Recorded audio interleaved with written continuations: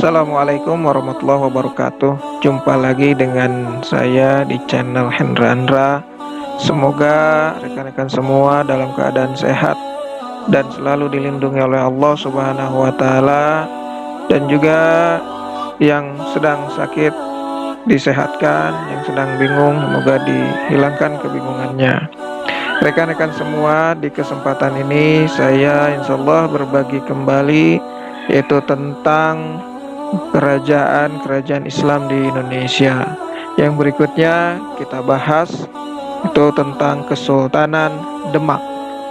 Oke, Kesultanan Demak diperkirakan sekitar tahun 1500 sampai dengan 1568. Kesultanan Demak ini berlokasi di daerah Demak, Jawa Tengah.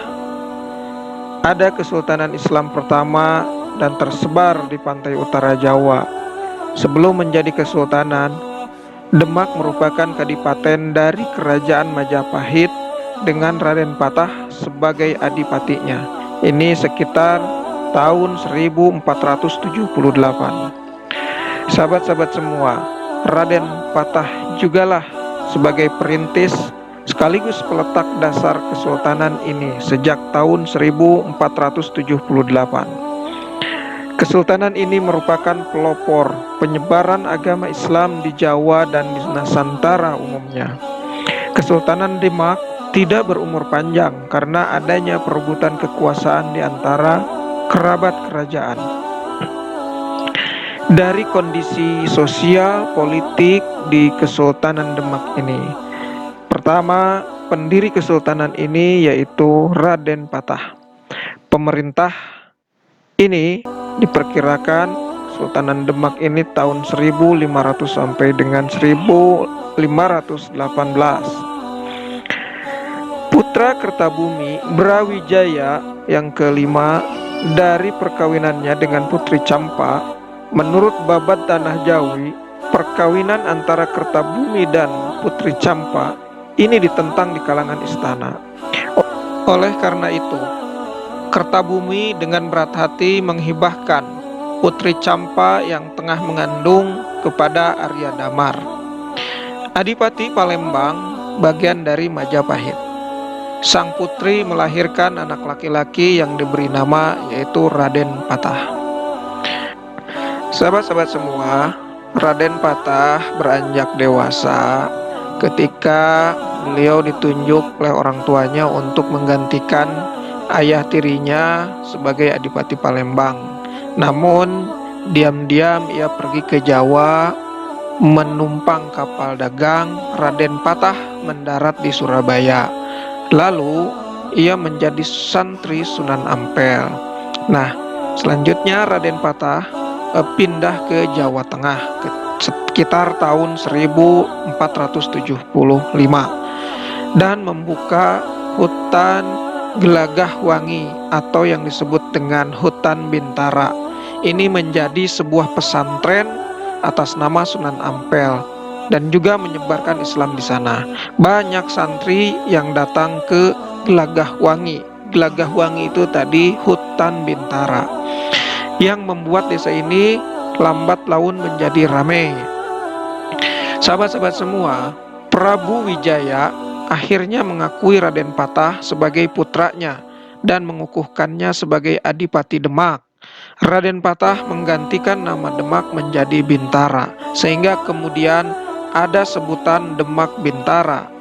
Nah, atas bantuan dari daerah-daerah lain yang sudah lebih dahulu menganut Islam seperti Jepara, Tuban, dan Gresik, Raden Patah mengembangkan Demak Bintara sebagai pelabuhan dagang dan pusat penyebaran Islam di Pulau Jawa. Para pendatang dari Tiongkok pun banyak yang menetap, terutama di Semarang, di Lasem, Juwana, hingga Tuban. Nah, perlahan-lahan Demak Bintara berkembang pesat. Pada saat yang sama, Majapahit pada saat itu melemah akibat pemberontakan serta perang perebutan kekuasaan di kalangan keluarga kerajaan. Hal ini dimanfaatkan oleh Raden Patah.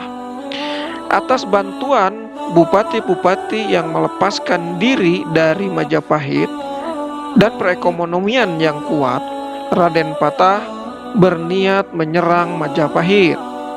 Namun, menurut Babad Tanah Jawi dan Serat Kanda, Sunan Ampel melarang Raden Patah menyerang Majapahit. Meskipun berbeda agama, Brawijaya tetaplah ayahnya. Nah, kemungkinan besar Raden Patah menyerang Majapahit pada masa pemerintahan Ranawijaya atau Brawijaya ke-6. Nah, menantu Kertabumi sekaligus ipar Raden Patah sendiri ini sebagai raja. Ini juga disebutkan dalam sumber lain menyebutkan bahwa masa Brawijaya yang ke-7 ini disebutkan. Namun yang pasti setelah hancur Majapahit menjadi bawahan Demak, kemudian Demak berdiri sebagai Kesultanan Islam pertama di Pulau Jawa dengan Raden Patah sebagai Sultan Raja pertama. Usaha Raden Patah mengembangkan Demak dibantu juga oleh putranya yaitu Pati Unus yang saat itu menjadi Adipati Jepara. Ketika Malaka dikuasai bangsa Portugis, ia mengutus Pati Unus menyerang Malaka pada tahun 1513. Selain sebagai wujud solidaritas terhadap sesama kesultanan Islam, serangan itu juga dilakukan untuk membendung invasi bangsa Portugis di atas Jawa. Oleh karena keberaniannya itu, Pati Unus dijuluki sebagai Pangeran Sabrang Lor. Sabrang yang artinya menyeberang, Lor artinya utara. Karena Pangeran Sabrang Lor ini atau Pati Unus pernah menyeberangi Laut Jawa menuju Malaka, yaitu untuk melawan bangsa Portugis. Sahabat-sahabat semua, Pati Unus ini tewas dalam serangan itu. Pada tahun 1521, Demak sekali lagi menyerang Portugis di Malaka. Kali ini di bawah pimpinan Raden Patah sendiri. Raden Patah pun tewas. Nah, kendati gagal, kedua serangan itu setidaknya membuktikan betapa kuatnya posisi Demak di bawah Raden Patah. Pada masa pemerintahan Raden Patah dibangunlah Masjid Agung Demak, sebuah masjid yang masih berdiri megah di kota Demak sampai saat ini. Raden Patah kemudian diganti oleh adik kandungnya yang bernama Raden Trenggana. Ia memerintah tahun 1521 sampai dengan 1546. Pada masa Sultan Trenggana ini, Demak berkembang pesat. Wilayah kekuasaannya meluas sampai ke daerah Jawa Barat, Jawa Timur. Trenggana berjasa atas penyebaran Islam di kedua wilayah tersebut. Ekspansi Demak mencemaskan kerajaan Pajajaran Sunda yang saat itu menguasai pelabuhan penting dan strategis, yaitu Pelabuhan Sunda Kelapa. Oleh karena itu, Raja Sunda Sri Baduga atau Prabu Siliwangi yakni meminta bantuan Portugis di Malaka. Caranya diplomatis, menjalin kerjasama perdagangan dengan bangsa Portugis, terutama untuk produk lada, serta memberi hak kepada bangsa Portugis untuk membangun benteng di Sunda Kelapa. Dengan bersedia membangun benteng, Portugis juga secara simbolis bersedia melindungi Pajajaran dari ancaman musuh-musuhnya. Muncullah perjanjian. Perjanjian itu baru ditandatangani kedua belah pihak pada tahun 1522. Meski demikian, bangsa Portugis gagal memenuhi janjinya untuk kembali ke Sunda Kelapa pada tahun berikutnya untuk membangun benteng, karena ada masalah di koloninya di daerah Goa atau India. Bagi Kesultanan Demak, adanya persekutuan ini menunjukkan ancaman invasi Portugis atas Jawa berada di depan mata.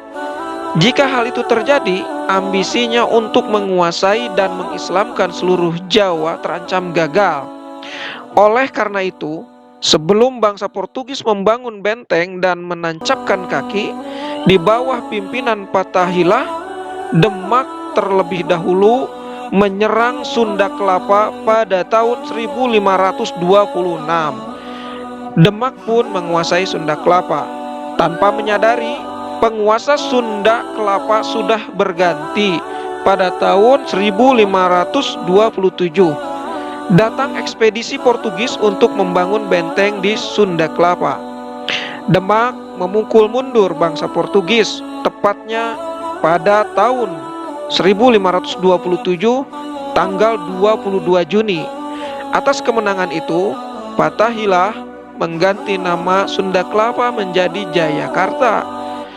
Jayakarta ini berarti kemenangan yang gemilang.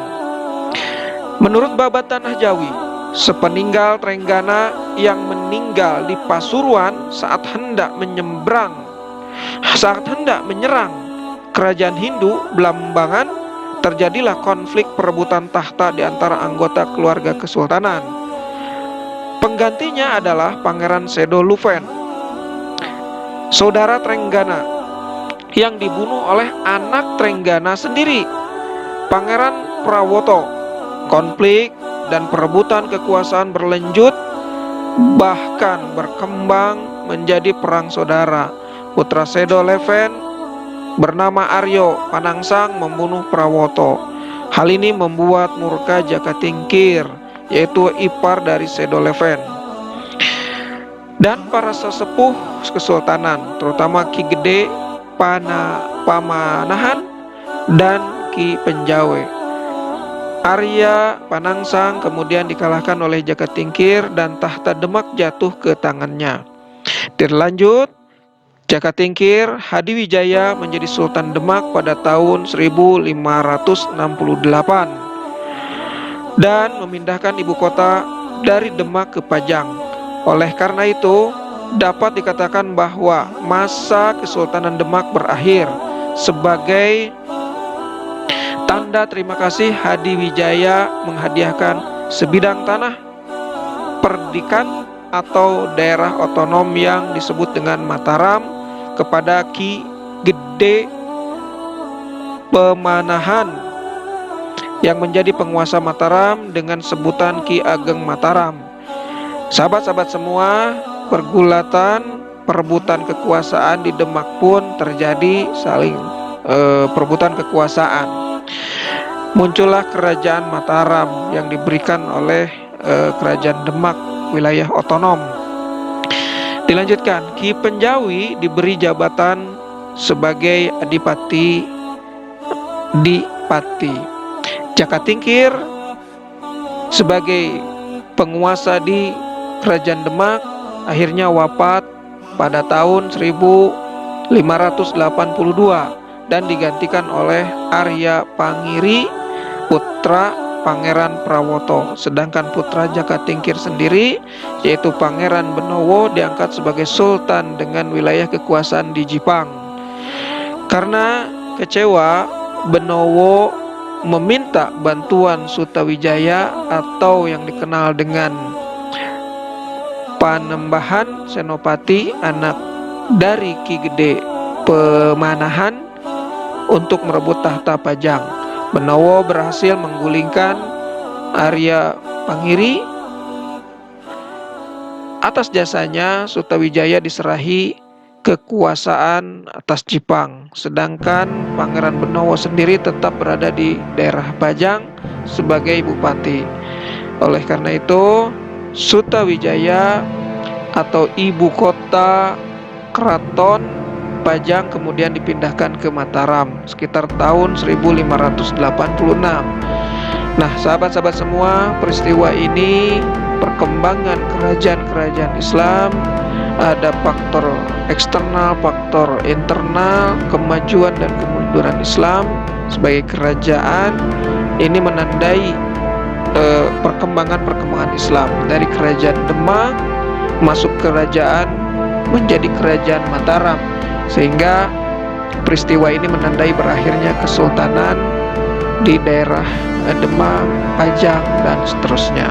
Sahabat-sahabat semua, Itulah yang bisa saya berikan sebagai informasi hasanah keilmuan tentang sejarah. Mudah-mudahan bermanfaat dan ada hikmahnya. Sekali lagi, terima kasih. Semoga kita semua selalu dilindungi oleh Allah Subhanahu wa taala. Sekian, billahi taufik wal hidayah. Wassalamualaikum warahmatullahi wabarakatuh.